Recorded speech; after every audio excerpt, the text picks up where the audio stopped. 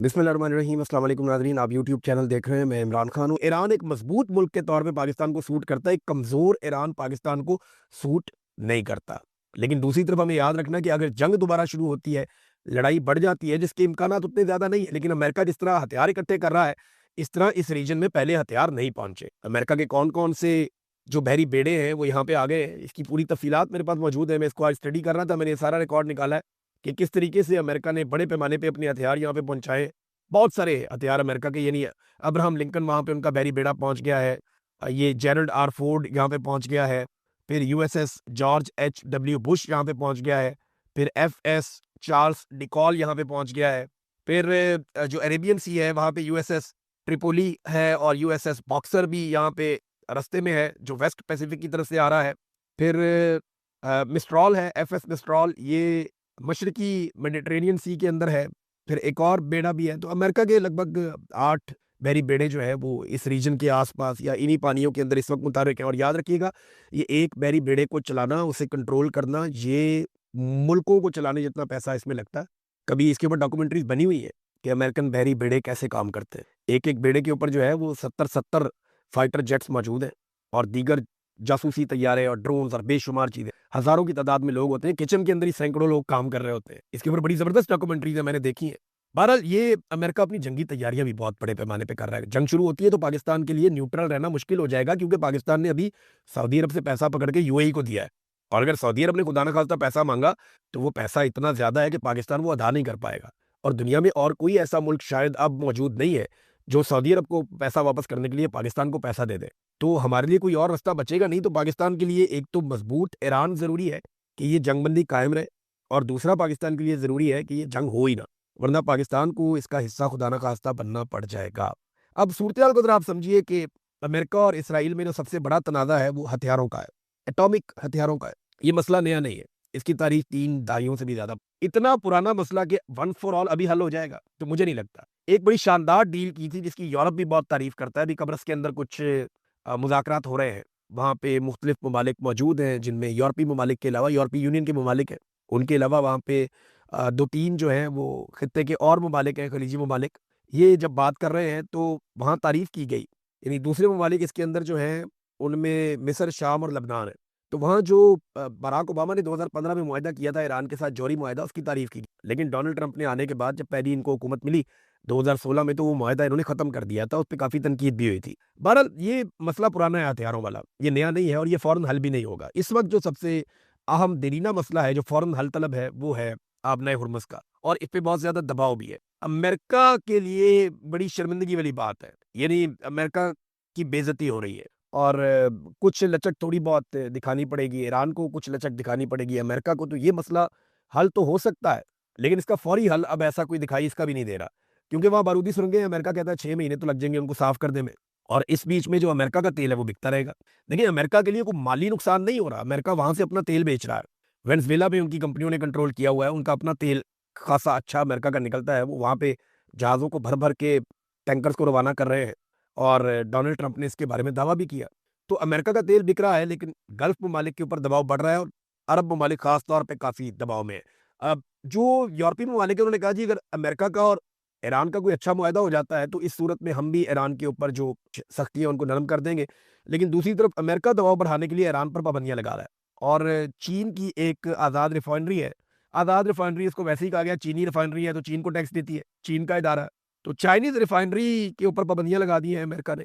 इसके अलावा 40 दीगर कंपनियों और तेल बरदार जो जहाज हैं, बहरी जहाज, उन पर भी अमेरिका ने पाबंदियां लगा दी हैं, और पाबंदियां इस तनाजुर में लगाई हैं कि ये ईरान से तेल लेकर जा रहे हैं। ये है जनाब प्रॉब्लम। वो कहते हैं ईरान से तेल खरीदेंगे तो हमारे लिए प्रॉब्लम बढ़ जाएगा, हम ईरान से तेल खरीदने भी नहीं देंगे। अब एक बात हमें और ज़हन में रखनी पड़ेगी इन मुज़ाकरात के हवाले से, कि अगर यूरोप या नेटो के मुमालिक अमेरिका के साथ खड़े हो जाते ना तो पाकिस्तान को इतनी रेलिवेंस मिलती नहीं। वजह यह है कि फिर अमेरिका जंगबंदी से ज्यादा इस मामले को किसी और तरफ लेकर जाता, और दबाव डालकर इन चीजों को किसी और तरीके से हैंडल करता। लेकिन अमेरिका को आलमी सतह पे वो दबाव वो डाल नहीं पाया, आलमी सतह पे उसको उस किस्म की हमायत मिली नहीं, खासतौर पर यूरोपीय ममालिक से। पहले डोनाल्ड ट्रंप जो है वो यूरोपीय ममालिक और नेटो के जो ममालिक हैं उन सारों को बुरा भला कहते थे, लेकिन अब मैं देख रहा था कि पीट हेगसेथ ने भी इसी किस्म के स्टेटमेंट्स दिए हैं। अच्छा, पीट हेगसेथ ने एक अजीबोगरीब स्टेटमेंट दे दिया, वो मैं आपके सामने जरूर रखना चाहता हूँ। उन्होंने स्टेटमेंट दिया कि हर साल जो नोबेल इनाम दिया जाता है एक यूरोपीय मुल्क की जानिब से, ये नॉर्वे से होता है, तो उन्होंने कहा जी हर साल जो नोबेल इनाम दिया जाता है वो जिस इदारे को मिलना चाहिए हर साल, वो अमेरिकी फौज है।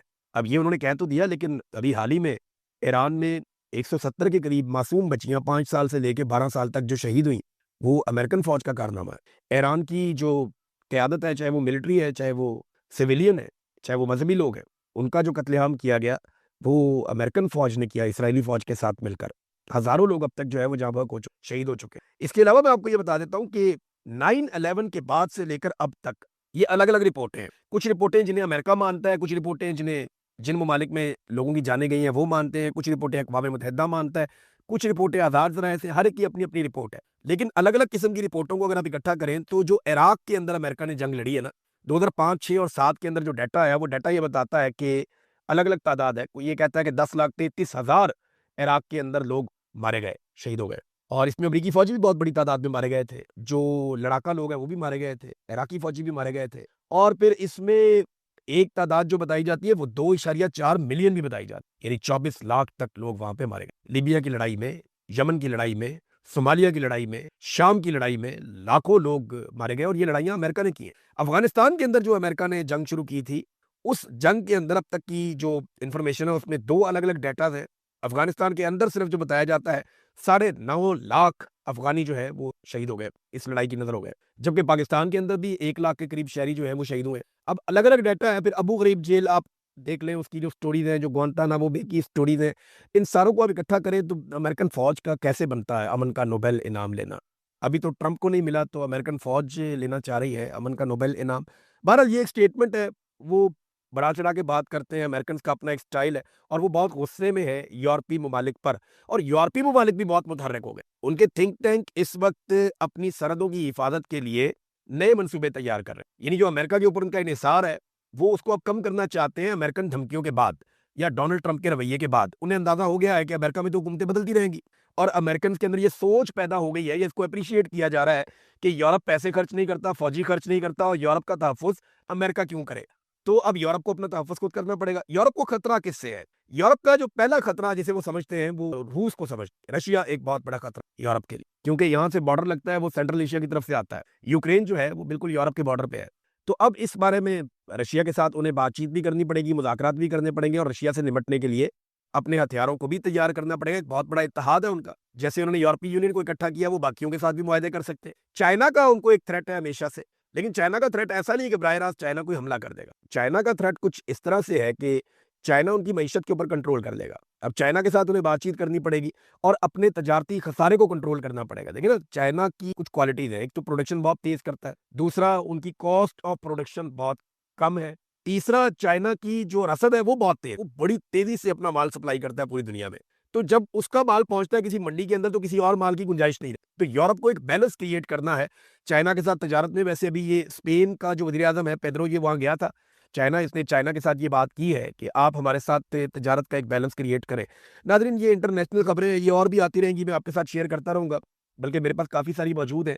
लेकिन मैं आपको कुछ पाकिस्तान के अंदर से खबरें देना चाहता हूँ। तो इस्लामाबाद के अंदर ऐसा इन्होंने ब्लॉकेज लगाया कि पता चल रहा है जी इस्लामाबाद में दवाइयों की किल्लत हो गई। ये कितनी शर्मिंदगी वाली बात है। जिन ममालिक में जंग हो रही है वहाँ पे दवाइयों की किल्लत नहीं हुई, लेकिन पाकिस्तान में दवाइयों की किल्लत हो गई है। इस्लामाबाद में दवासाज कंपनियों की गाड़ियों का दाखिला बंद होने की वजह से शहर में दवाओं की किल्लत, और तरनौल, रवात और चुंगी नंबर 26 पर दवाइयों से भरी हुई दर्जनों गाड़ियां खड़ी हैं।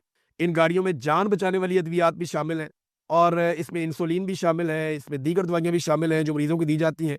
तो कंपनियां जो हैं वो वजारत सेहत से मुतालबा कर रही हैं, जनाब हमारी गाड़ियां कम से कम अस्पतालों तक और शहर के अंदर दाखिल होने की उनकी इजाज़त दी जाए। ये एक इशू है। पाकिस्तान के अंदर तो एक से एक इशू है, पूरी दुनिया चल रही है, पाकिस्तान बंद है, हमारी तो अदालतें भी बंद है। एक और इंतहाई अफसोसनाक वाकया पेश आया इस्लामाबाद में।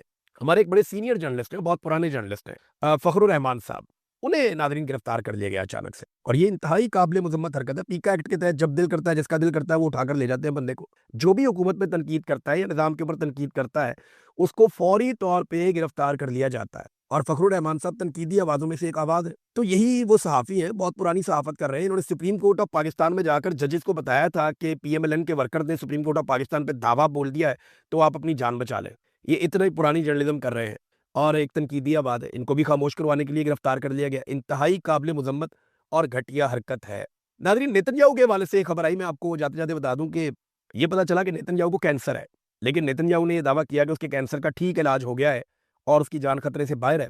लेकिन इस कैंसर को देखिए उसने छुपा कर रखा। अब उसकी जो सालाना रिपोर्ट आई है मेडिकल की, उसमें ये इंकशाफ हुआ कि नेतन्याहू को कैंसर था, प्रोस्टेट कैंसर, लेकिन वो ये दावा कर रहा है कि वो बिल्कुल ठीक है, उसके लिए कोई प्रॉब्लम नहीं है।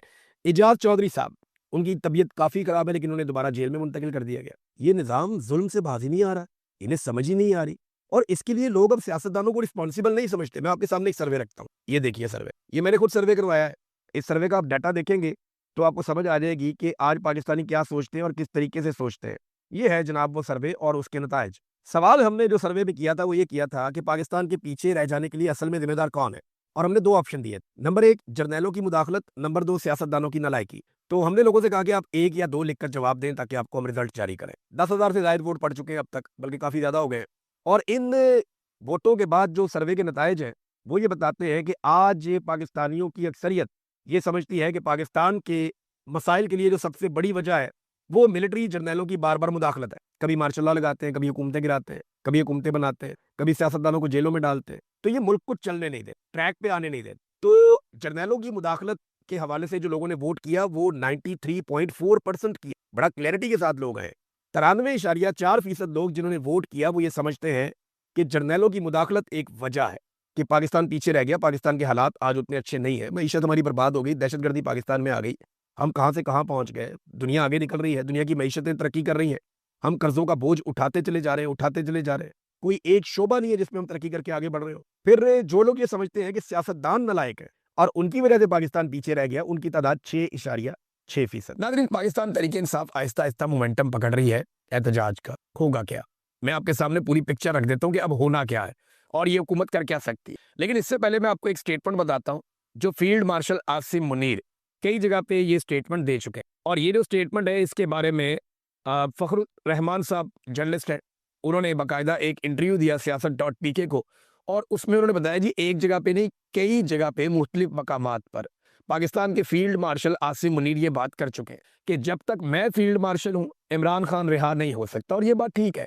आसिम मुनीर साहब को खतरा है कि अगर इमरान खान बाहर आएगा तो पब्लिक के अंदर इतनी ज़्यादा मकबूलियत है कि वो एक ऐसी तहरीक खड़ी कर सकते हैं जिससे फील्ड मार्शल आसिम मुनीर और उनके बनाए हुए पूरे के पूरे निज़ाम को ख़तरा हो जाएगा, फिर उनके अपने लिए ख़तरात पड़ जाएंगे। लिहाजा वो इमरान खान साहब को इस मकबूलियत के आलम में छोड़ने का रिस्क नहीं ले सकते, और ये बात वो कई जगहों पे कह चुके हैं। ये दावा किया फ़खरुर रहमान साहब ने। तो फील्ड मार्शल साहब तो इमरान खान साहब को नहीं छोड़ेंगे, जबकि इमरान खान साहब को छुड़वाने के लिए पाकिस्तान तहरीक इंसाफ जोर लगाती रहेगी। सुहेल अफरीदी जो है वो ना सिर्फ मोमेंटम बना रहे हैं बल्कि सिर्फ एहतजाज करने से पहले वो एक ओपिनियन भी बना रहे हैं कि हमारे साथ ज्यादती बहुत हो रही है। देखिए, जब आप एहतजाज करने के लिए निकलते हैं ना तो पहले आपके पास उसका इखलाकी जवाज होना चाहिए, आपके पास सॉलिड रीजन होना चाहिए। अब सुहेल अफरीदी ने वो काम शुरू कर दिया, 7 मरतबा वो अदालती ऑर्डर्स लेकर अडयाला जेल पहुंचता है कि मेरी लीडर से मुलाकात करवाई जाए। मुलाकात नहीं करवाई जाती, चीफ जस्टिस को खत लिखता है, हाई कोर्ट में पटिशन डालता है, असेंबली से करारदाद पास करवाता है, मरियम नवाज को लेटर लिखता है, बार बार पुलिस वालों से जाके कहता है। तो जो कुछ वो कर सकता था बतौर एक चीफ मिनिस्टर उसने वो सारा कुछ किया, लेकिन उसकी बात नहीं सुनेगी। तमाम कानूनी और आईनी ऑप्शंस उसने इस्तेमाल किए। अब वो सहाफियों से पूछ रहा है कि कोई चीज़ रह गई है तो आप मुझे बता दें, मैं वो भी कर लेता हूँ, लेकिन मेरे पास अब रास्ता क्या है, और इस बात का किसी के पास कोई जवाब नहीं है। तो एक बड़ा सॉलिड रीज़न सुहेल अफरीदी के पास है कि इमरान खान साहब से मुलाकात करवाई जाए, वरना फिर आप तैयार हो जाएं, हमें एहतजाज करना पड़ेगा। देखिए, मैं आपको ये बताऊं कि 1-2 हफ्ते में अब वो मुलाकात भी करवा दी जाएगी। ये एक आधे हफ्ते में हो जाएगी या हो सकता है अगले हफ्ते में हो जाए, क्योंकि अब काम निकल गया है। आसिम मुनीर साहब का वो जो टफ टाइम था जिसको उन्होंने गुजारना था, उन्हें लगता था कि ये टाइम मैं गुजार दूंगा तो इसके बाद मैं नाकाबिले तस्खीर हो जाऊंगा, वो टाइम उन्होंने तकरीबन गुजार लिया और अगले 5-6 दिन गुजारने। उसके बाद सुहेल अफरीदी साहब जाएं और जाके इमरान खान साहब से मुलाकात कर लें। इमरान खान साहब उसके बाद बयानियां देंगे, इमरान खान साहब उसके बाद एक स्टेटमेंट जारी करेंगे, उस स्टेटमेंट से पाकिस्तान में हिलजुल होगी। तो देखिए, एक तहरीक तो पाकिस्तान में अब खड़ी होगी, 27वीं आईनी तरमीम इसकी वजह बनेगी। तो ये जो एक तहरीक अब खड़ी होने जा रही है ना, इस बार ऐसा नहीं होगा कि तहरीक इंसाफ के लोग लाशें छोड़कर भाग जाएंगे। इस मरतबा ऐसा भी नहीं होगा कि आप लाशें छुपा लेंगे, लाशें छुपाने वाला काम भी नहीं होगा। वो इस मरतबा पूरी तैयारी करके आएंगे। अगर वो आए इस्लामाबाद की जानिब, अव्वल तो और बहुत सारे ऑप्शन हैं उनके पास जिनको वो डिस्कस कर रहे हैं और वो सरप्राइजेस उन्होंने रखे हैं, लेकिन अगर वो आए इस्लामाबाद की जानिब तो इस मरतबा वो एक एक चीज़ को रिकॉर्ड करेंगे और एक एक चीज़ का हिसाब अपने पास रखेंगे। یعنی اس مرتبہ ایسا نہیں ہوگا کہ لاشیں چھوڑ کر وہ چلے جائیں، شاید ایسا نہیں ہوگا۔ اور ایک اور بات میں آپ کو بتا دیتا ہوں کہ دسمبر میں عمران خان صاحب کی ملاقاتیں ویسے بھی مجھے لگتا ہے کہ اب کھل جائیں گی، اور احتجاج کے نتیجے میں کیا ہوگا؟ جب پاکستان تحریک انصاف مومنٹم بناتی ہے، فرض کریں ایک تو اگر ان کا مومنٹم بن جاتا ہے، وہ اتنی طاقت کے ساتھ آ جاتے ہیں اور عوام پورے پاکستان میں نکل آتی ہے، تو پھر تو وہ اپنے مطالبات پورے کروا لیں گے، پھر تو وہ گچی سے پکڑ لیں گے پورے نظام کو۔ لیکن اگر ایک مرتبہ پھر گولی چلائی جاتی ہے یا ایک مرتبہ پھر ظلم اور بربریت کی جاتی ہے، تو پھر کیا ہوگا؟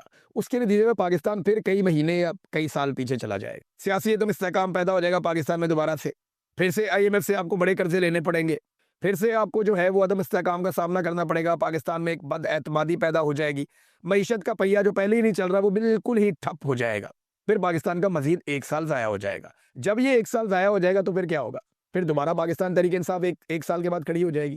تو یہ بات آپ میری یاد رکھیں کہ عمران خان کے بارے میں نے 2020 میں ایک بات کی، ARY پہ ایک پروگرام چل رہا تھا اور اس وقت بھی سب کو پتا تھا کہ ہونے کیا جا رہا ہے۔ نواز شریف صاحب ایک ڈیل کر کے پاکستان سے باہر چلے گئے تھے اور ماحول بنایا جا رہا تھا کہ عمران خان صاحب کو گرایا جائے گا۔ تو یہ عمران خان صاحب کے آنے کے بعد سے یہ سلسلہ چل رہا تھا۔ تو میں نے تب یہ کہا تھا کہ عمران خان ایسا آدمی نہیں ہے کہ وہ آپ کو یہ پوچھتا پھرے گا کہ مجھے کیوں نکالا، وہ آپ کو بتائے گا کہ مجھے کیوں نکالا، اور وہ بنی گالہ میں جا کر بیٹھ کے happy birthday to you نہیں کہے گا، وہ بنی گالہ میں نہیں بیٹھے گا، اور اس کا کراؤڈ بھی ایسا ہے، وہ خود بھی ایسا ہے، یہ چپک جائیں گے آپ کو اور عمران خان آپ کو نہیں چھوڑے گا۔ میں نے یہ کہا تھا۔ تو جب تک آپ عمران خان کو انصاف نہیں دے دیتے، جب تک عمران خان اپنا حق نہیں لے لیتا، وہ آرام سے نہیں بیٹھے گا، اور نہ وہ کسی کو آرام سے بیٹھنے دے گا۔ اور موجودہ اسٹیبلشمنٹ اور حکومت کے لیے پرابلم یہ ہے کہ عمران خان کی مقبولیت اتنی زیادہ ہے کہ یہ اس کو کاؤنٹر بھی نہیں کر پا رہے، اس کے خلاف کوئی بیانیہ بھی نہیں بنا پا رہے، اور اس کی مقبولیت کا مقابلہ بھی نہیں کر پا رہے۔ تو ایسی صورتحال میں ان کے پاس آپشن کیا ہے؟ ان کے پاس آپشنز نہیں ہیں۔ یہ صرف لنگر آن کر سکتے ہیں، چیزوں کو لمبا کر سکتے ہیں، لیکن ملک نہیں چلا سکتے۔ ملک اس لیے نہیں چلا سکتے کہ معیشت ٹھپ ہو گئی ہے اور پاکستان عدم استحکام کا لگاتار شکار ہے۔ دہشت گردی کے واقعات پاکستان میں بڑھتے جا رہے ہیں۔ دیکھیں پاکستان کو انہوں نے اب بنا کیا دیا ہے؟ ایک تو دبا کے دھاندلی ہو رہی ہے پنجاب میں، مقابلہ ہی کوئی نہیں، پھر بھی دھاندلی ہو رہی ہے۔ اس کی وجہ یہ ہے کہ لوگ نکلے ہی نہیں ووٹ ڈالنے کے لیے۔ بہت سارے پولنگ اسٹیشن سے جرنلسٹ رپورٹ کر رہے ہیں، وہ بتا رہے ہیں جناب کہ یہاں تو 5% لوگ بھی نہیں آئے۔ جہاں پہ الیکشن تھا زرتاج گل کی سیٹ پہ یا فیصل آباد کی سیٹوں پہ، میاں والی میں، ہر جگہ پہ لوگ نکلے ہی نہیں ووٹ ڈالنے کے لیے، کیونکہ پاکستان تحریک انصاف کی مقبولیت بہت زیادہ ہے اور پاکستان تحریک انصاف کا ووٹ ہے بہت بڑے پیمانے پہ۔ عمران خان صاحب جو ہے وہ لوگوں کی اس وقت دل کی دھڑکن بنے ہوئے ہیں، تو کیونکہ ان کے پاس مقبولیت ہے اور انہوں نے بائیکاٹ کر دیا، تو ان کا ووٹر نہیں نکلا۔ جب ان کا ووٹر نہیں نکلا تو گہما گہمی تھی ہی نہیں۔ تو پنجاب کے الیکشن میں اوورال گہما گہمی نہیں تھی، بلکہ یہاں تک ہوا کہ ہم نے کئی جگہ پہ آڈیو سنی اور کئی جگہ پہ اعلانات سنے کہ مسجدوں سے باقاعدہ اعلان کروائے گئے کہ ووٹرز نکلیں اور نکل کر جا کر ووٹ ڈالیں۔ اب آپ اندازہ کریں کہ لوگوں کی کتنی دلچسپی ہوگی اس انتخاب میں۔ تو لوگوں کو بھی آئیڈیا، اور عمران خان صاحب کا میرے خیال میں یہ ٹھیک فیصلہ تھا کہ بائیکاٹ ہی کرو۔ انہوں نے 2 الیکشن لڑے ہیں اور دونوں کے پیچھے ایک وجہ ہے۔ ایک الیکشن انہوں نے لاہور کا لڑا جہاں سے حماد اظہر صاحب کے والد انتقال کر گئے تھے، میاں اظہر صاحب، اور کیونکہ یہاں پہ کوئی سزا نہیں ہوئی تھی 9 مئی میں، لہذا انہوں نے کہا جی عام الیکشن لڑیں گے۔ دوسرا الیکشن انہوں نے ایک ہری پور میں لڑا تاکہ وہ فرق بتا سکیں کہ جب پنجاب میں الیکشن ہوتا ہے تو یہاں کی پنجاب حکومت اور الیکشن کمیشن مل کر کیا کرتے ہیں، اور جب خیبر پختونخوا میں الیکشن ہوتا ہے تو پاکستان تحریک انصاف کی وہاں کی صوبائی حکومت کتنا زیادہ موقع دیتی ہے اپنے مخالفین کو۔ بابر نواز